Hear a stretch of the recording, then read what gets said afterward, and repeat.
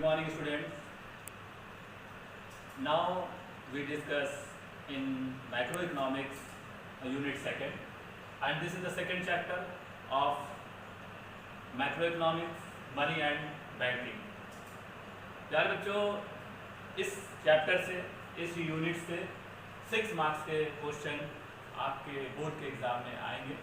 तो this is a very important chapter and unit and we discuss about money and banking. What is money? When there was no money, जब money नहीं था, पैसा नहीं था, तो लोगों का अपना काम किस तरीके से होता है.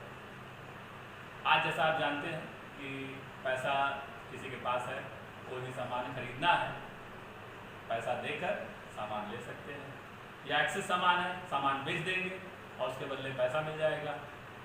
तो पैसा रखने में भी आसान है, सब कुछ है. बट इमेजिन कीजिए कि जब पैसा नहीं था, मनी नहीं था, तो कौन सा सिस्टम काम होता था.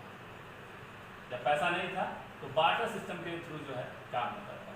अब बार्टर सिस्टम में क्या होता है कि एक सामान देना और दूसरा सामान लेना. ठीक है, एक सामान देना और दूसरा सामान लेना. This is the barter system. और इसको हम एक्सचेंज सिस्टम भी कहते हैं, सामान की अदला.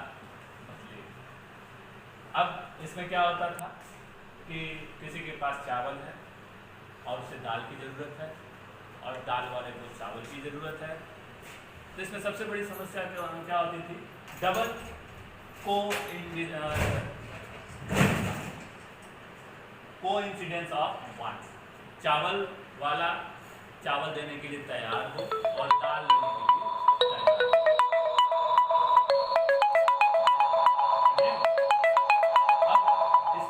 There are so many difficulties. In what type of difficulties? First, कि दो ऐसे आदमी मिले जो सामान देने के लिए तैयार हो और सामान लेने के लिए तैयार हो. And the second thing, कितना सामान देंगे और कितना सामान लेंगे, ये प्रॉब्लम होती थी. थर्ड प्रॉब्लम कि दो लोगों को खोजना, ऐसे लोगों को खोजना जो एक्सचेंज करने के लिए तैयार हो. तो इस तरीके से बार्टर सिस्टम में there are so many difficulties थी. इस वजह से बार्टर सिस्टम को हटाकर मनी सिस्टम लाया गया. मनी सिस्टम में क्या होता था कि एक्सेस सामान को लोग बेच देते थे और बेचने के बाद जो भी पैसा मिलता था उसको अपने पास रख लेते थे और उस पैसे से जब ज़रूरत पड़ती थी वो सामान खरीद लेते थे. अब थोड़ा सा आप देखेंगे मनी, हिस्ट्री ऑफ मनी. जो कॉइन आप देख रहे हैं, करेंसी देख रहे हैं,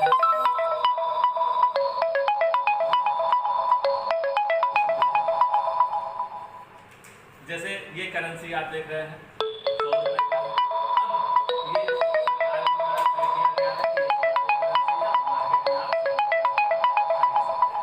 लेकिन ये करेंसी आई कहाँ से, इसका भी इतिहास है. जिस तरीके से मनुष्य का इतिहास है, हर चीज़ का इतिहास है, उसी तरीके से इस करेंसी का भी इतिहास है. सबसे पहले चमड़े का, मिट्टी का, नदी में, समुद्र में पाई जाने वाले सीप, उसके द्वारा जो है लेन देन का काम किया जाता था. अब चमड़े का जब सिक्का बनाया गया, चमड़े का यूज़ किया गया तो वो लंबे समय में ख़राब हो जाता था. तो इस वजह से धीरे धीरे धीरे धीरे वो सब सिस्टम ख़त्म होता गया और उसके बाद आपका कॉइन सिस्टम आ गया. और कॉइन सिस्टम में क्या है कि प्रॉब्लम बहुत कम होती है. समझ में आ रहा बच्चों?